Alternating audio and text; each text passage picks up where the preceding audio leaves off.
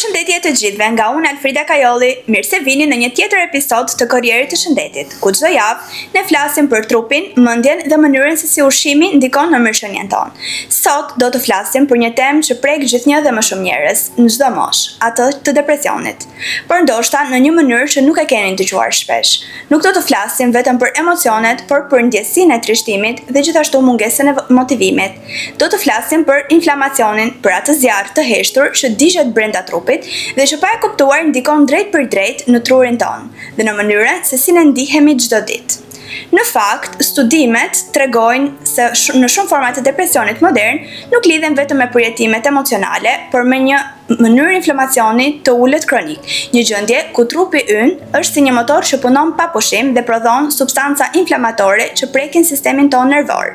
Pra, ne sot do të zbulojmë së bashku mënyrën se si ushqimi që ne ham, mënyra se si ne jetojmë, por dhe mikrobet që jetojnë në zorën tonë, ndikojnë në humorin, në energjinë dhe në qetësinë tonë mendore. Krahas meje është kimisti ushqimor nga Instituti Kulinar në Ranzi, Alken Çuko, i cili do të na ndihmojë të kuptojmë më tepër rreth kësaj lidhje të ushqimit dhe inflamacionit të trurit. Përshëndetje Alken, mirë se erdhe. Përshëndetje Frida, është kënaqësi gjithmonë të së bashku të diskutojmë podcaste të tilla me në fokus shëndetin, por besoj dhe në këtë stin që tashmë jemi, një problematikë që shumë individe kanë që është pikërisht depresioni dhe së bashku do flasim gjëre gjatë për atë. Është një temë shumë e përhapur së fundmi, kështu do doja të lutem të më thoje çfarë lidhje ka depresioni me inflamacionin. Është realisht një temë shumë e gjerë, shumë e hapur dhe e prekshme për të gjithë, sepse nuk mendoj se ka tashmë njerëz të cilët nuk kanë përjetuar të paktën një herë në jetën e tyre një formë stresi, akoma edhe më tej më pas depresioni. Është një fenomen i cili më përpara është menduar që ka pasur lidhje drejt për drejt vetëm me anën tonë emocionale dhe me mënyrën se si ne ndiheshim apo ndihemi. Por vitet e fundit, shkenca dhe studime të ndryshme kanë vërtetuar një gjë të kundërt, që depresioni ka një lidhje të drejt për drejt me inflamacionin kronik. Ne jemi të prekur dita ditës me ushqimet që konsumojmë, marrim toksina prej tyre, sidomos ushqimet e ultra përpunuara të cilat na rrisin inflamacionin ton dhe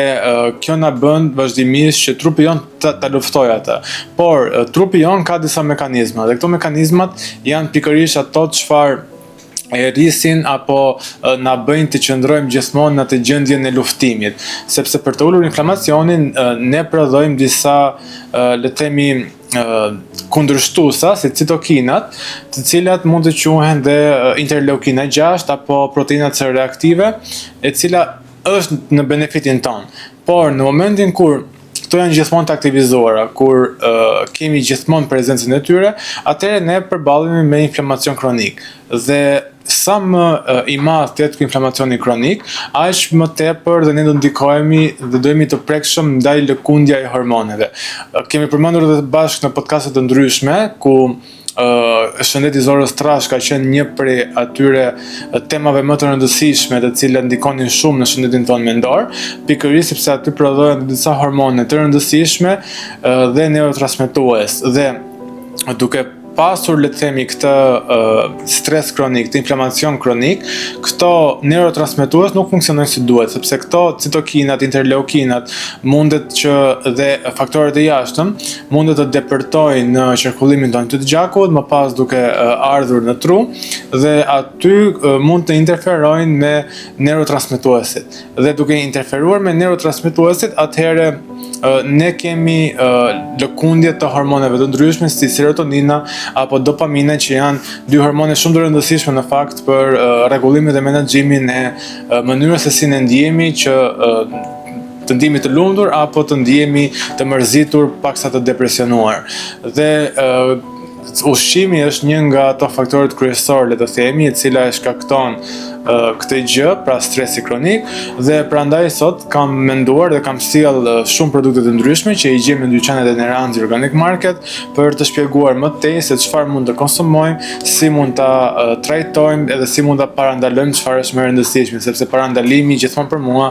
është zgjidhja më e mirë e çdo mundësie dhe medikamenti tjetër. Cilat janë ushqimet dhe zakonet që nxisin inflamacionin në trup dhe në tru? Në fakt, janë disa zakone të cilat edhe ushqime që ne konsumojmë shpesh gjatë përditshmërisë tonë, të cilat ndikojnë drejt për drejt në inflamacionin kronik, por më pas edhe në mënyrën se si ne ndihemi gjatë ditës tonë, sepse normalisht shpesh e kam përmendur, trupi jo nuk është thjesht një reakcion A plus B jep C, por është një kaskadë e madhe dhe gjatë e reaksioneve të ndryshme, të cilat kalojnë nëpër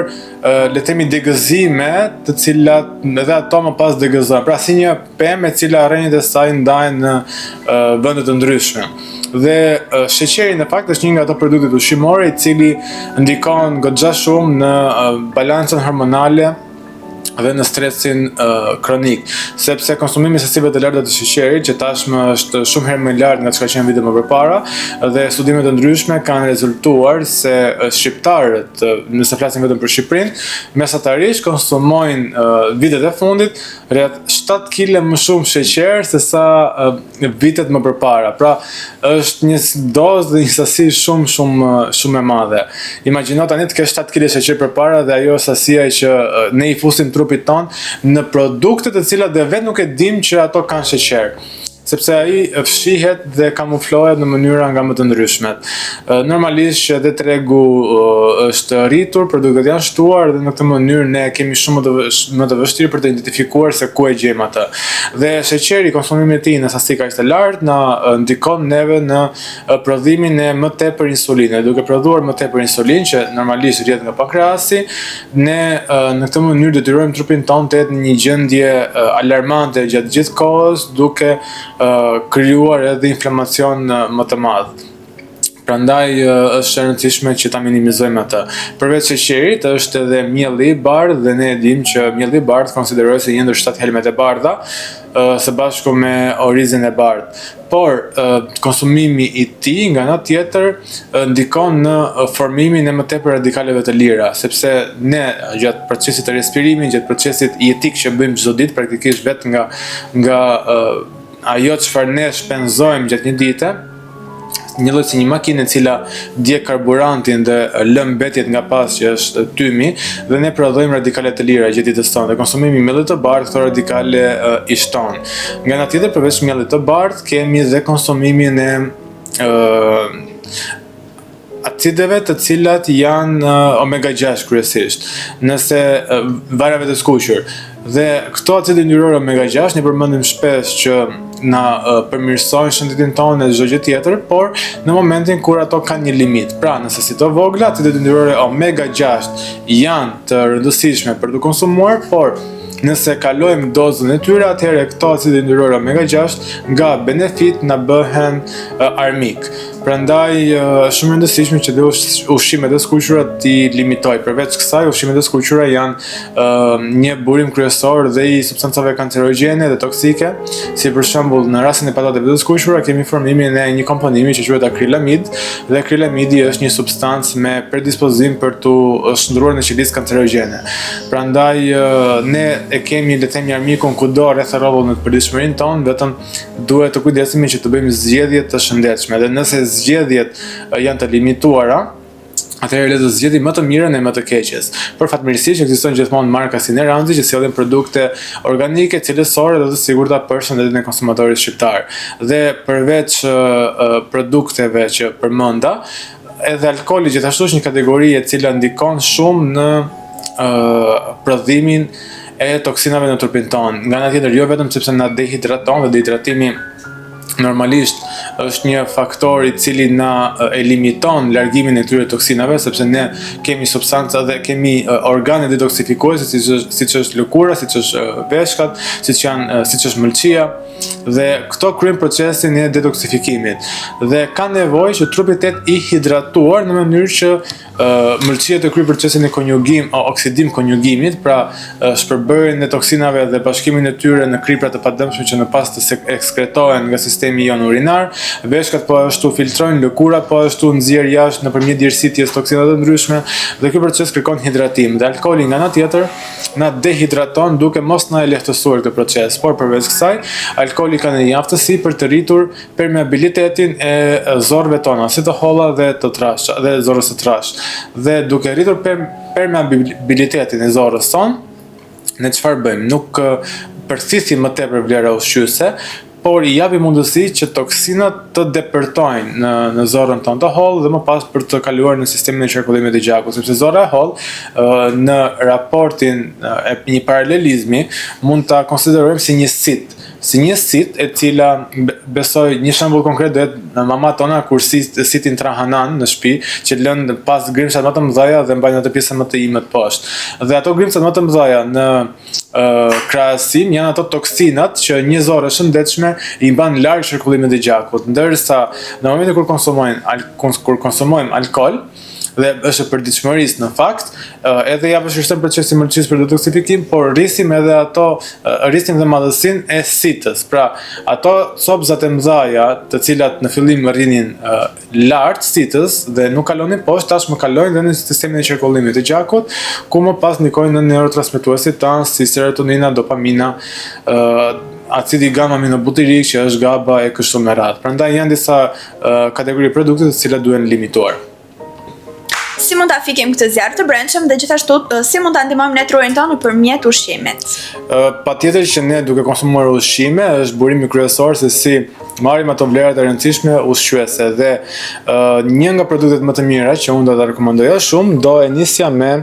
sardelet. Në pikat e dyqaneve të Neranz Organic Market ne gjejmë dy formate të ndryshme të sardeleve të tilla, një me vaj soje normale dhe një me vaj soje por me spec djegës pikant. Sardelet janë një nga ato burimet ushqimore proteinike shumë të mira, por të pasura me acide yndyrore omega 3, omega 6, omega 9. Kryesisht EPA dhe DHA, acidi yndyror eicosapentaenoik dhe docosahexaenoik, ku EPA-ja ndihmon shumë në uljen e citokinave inflamatore si interleukina 6, ndërsa DHA-ja nga ana tjetër ndihmon në formimin e membranave të neurotransmetuesve tanë, të qelizave nervore. Dhe kombinimi i këtyre të dyve patjetër që ndihmon më pas në një shëndet mendor më të mirë dhe një inflamacion kronik më të ulët, duke ndihmuar njëkohësisht edhe metabolizmin tonë. Siç janë edhe sardelet, në pikat e dyqaneve të Neranzit gjejmë edhe tonin e konservuar, i cili po prap i mbushur me vaj ulliri, është i pasur me acide yndyrore omega 3, omega 6, omega 9, ku përveç EPA-s dhe DHA-s përmban dhe sasi të larta të acidit oleik. Kështu që është një nga ato burimet ushqimore që në mungesat le të themi të antioksidantëve të ndryshëm është një burim i mirë i tyre duke na ulur inflamacionin kronik dhe duke na mbajtur të ngopur për më tepër dhe duke ndihmuar metabolizmin tonë. Përveç dy produkteve proteinike, unë do përmendja edhe perimet e ngrira. Perimet e ngrira të tilla në këtë format, në pikat e dyqaneve të Neranzit, ndodhen jo vetëm një formë, siç unë kam dorë tashmë asparagun, por spinaq,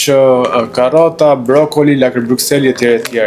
Perimet e ngrira janë një nga ato produktet ushqimore të cilat janë të pasura me folate, vitamin B9, janë të pasura me pigmente të ndryshme siç është klorofili, që është një antioksidues shumë i mirë dhe ndihmon shumë oksigjenimin e gjakut tonë. Duke pasur një strukturë pak a shumë të ngjashme me hemoglobinën, atëherë le të themi në një farë forme në thonjza e gënjen qarkullimin e gjakut tonë për të transportuar edhe më tepër oksigjen. Njëkohësisht janë shumë të rëndësishme sepse ofrojnë shumë fibra të tretshme, çfarë ndihmojnë mikrobiotën tonë intestinale dhe ne dimë që një mikrobiot intestinale e shëndetshme automatikisht përkthehet në një shëndet mendor të mirë, sepse aksi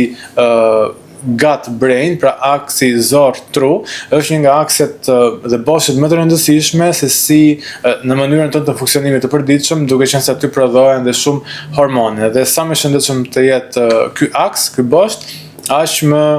le të themi të lumtur do jemi ne dhe më pak inflamacion kronik do kemi. Mund të më japësh një shembull konkret të lutem të një diete ushqimore e cila na ndihmon në uljen e inflamacionit, gjithashtu dhe përmirësimin tonë të humorit? Në fakt, unë kam ndërtuar edhe një dietë, le të themi ditore për këtë problem, të cilën besoj të gjithë mund ta ndjekin dhe shumë e thjeshtë, mjaft e lehtë dhe për